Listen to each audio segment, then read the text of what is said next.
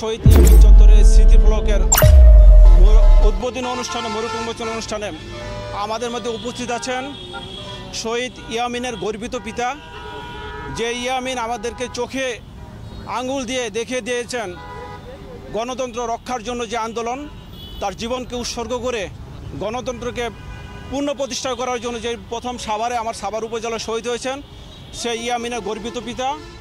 আমাদের মাঝে উপস্থিত রয়েছেন শহীদ ইয়ামিনের শিক্ষাগুরু, সম্মানিত শিক্ষক। Yamin Savar cantonment school and কলেজের শিক্ষার্থী ছিল এবং হলো যে সেই শিক্ষক।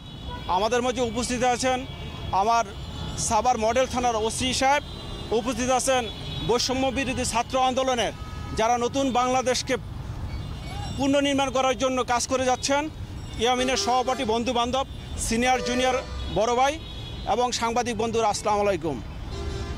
আসলে আমরা অনেক মৃত্যুই আমরা পৃথিবীতে দেখে থাকি, বিভিন্ন গণ উদ্বোধনে দেখে থাকি, বিভিন্ন বিপ্লবে দেখে থাকি, বিভিন্ন সংগ্রামে দেখে থাকি, বিভিন্ন আন্দোলনে দেখে থাকি।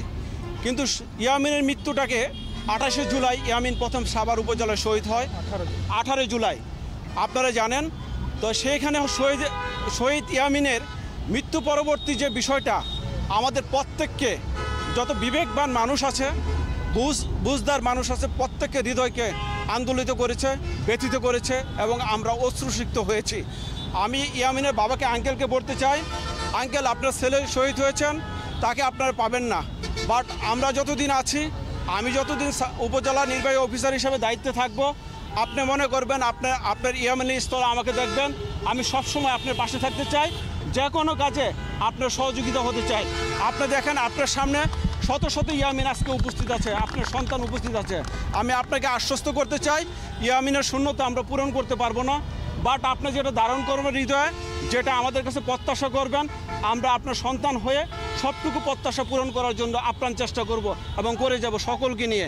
পাশাপাশি আমি বলতে চাই, শহীদ ইয়ামিন যেহেতু সাভারে প্রথম শহীদ হয়েছেন, আমি উপজেলা পরিষদের পক্ষ থেকে এবং প্রশাসনের পক্ষ থেকে এই ইয়ামিন চত্বরটা যেভাবে হলো যে ওর বন্ধুবান্ধব শুভানুধ্যায়ী ছোটো আকারে, আমি বলবো না ছোটো আকারে শুরুটা করেছে, আমি এটা হলো যে সাভারে যত শহীদ হয়েছে আমাদের সরকার শহীদদের তালিকা করতেছে এবং অচিরেই শহীদদের পূর্ণাঙ্গ তালিকা প্রকাশিত হবে।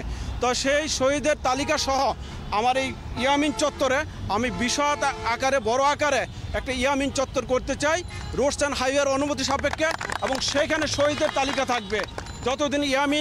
যতদিন বাংলাদেশ থাকবে, এই গণতন্ত্র বাংলাদেশে রক্ষা হবে, ততদিন যাতে বাংলাদেশের মানুষ এবং প্রজন্ম থেকে প্রজন্ম আমরা একসময় থাকবো না। ইয়ামিন যে হলো যে এই নতুন স্বাধীনতা সংগ্রামে এর যে ভূমিকা ছিল অপরিসীম, তা যাতে আমরা উত্তরসূরিরা দেখে যেতে পারে, সেই জন্য আমি করতে চাই। এবং হলো যে আমাদের আঙ্কেল সেই সম্মতি আমাদের জ্ঞাপন করেছে, সেই কারণে আঙ্কেলকে আমরা ধন্যবাদ ও কৃতজ্ঞতা জানাই। পরিশেষে যারা আহত হয়েছেন এবং জুলাই এবং আগস্টের এই বৈষম্য বিরোধী ছাত্র আন্দোলনে সকলের সুস্থতা কামনা করছি, এবং যারা শহীদ হয়েছেন, জীবন দিয়েছেন, তাদের হলো যে জান্নাতুল ফেরদৌস কামনা করছি এবং বিদায়ী আত্মার মাগফিরাত কামনা করছি এবং শোক সন্তপ্ত পরিবারের প্রতি সমবেদনা জানাচ্ছি। পরিশেষে আঙ্কেল, আমরা যারা আছি আপনার সন্তান, আপনার কাছে আমাদের জন্য দোয়া চাই, আপনার জন্য হলো আমাদের পক্ষ থেকে দোয়া থাকবে, আল্লাহ রব্বুল আলামিন যাতে আপনাকে দীর্ঘায়ু দান করে এবং আপনি হলেন যে আমাদের আগামী বাংলাদেশের প্রেরণা হয়ে থাকবেন। পরিশেষে সকলকে ধন্যবাদ জানিয়ে এবং এই আন্দোলনে, এই অনুষ্ঠানে যে আমি থাকতে পেরেছি, আমাকে যারা আমন্ত্রণ জানিয়েছে তাদের প্রতি আমি কৃতজ্ঞতা জানিয়ে এবং আমি নিজেকে অত্যন্ত গর্ববোধ মনে করছি যে আমি একটা ভালো কাজের সাথে, একটা মহৎ কাজের সাথে আমি সম্পৃক্ত হতে পারছি। আমি সাংবাদিক বন্ধুরা যারা এসেছেন, কাভার করছেন, তাদের প্রতিও হলো যে আমি কৃতজ্ঞতা জানাচ্ছি। এটা আশা করব যে এই শহীদ ইয়ামিন চত্বরের মাধ্যমে মানুষ সারা জীবন এটাকে স্মরণ করবে এবং আমরা এই নতুন যে বাংলাদেশ পেলাম এর পিছনে সবারই অবদান আছে এবং আর কোনো ইয়ামিনকে যাতে এইভাবে জীবন দিতে না হয় সেই লক্ষ্যে আমরা সকলে মিলে একযোগে কাজ করে যাব ইনশাআল্লাহ। চত্বরটার নাম ইয়ামিন, শহীদ ইয়ামিন চত্বর রাখা হবে। তখন আমার সঙ্গে তারা ফোনে যোগাযোগ করেছিল, আমি বলেছিলাম যে যদি কোনো ভাস্কর্য বা মূর্তি ছাড়া যদি এরকম হয় তাহলে আমার কোনো আপত্তি নেই।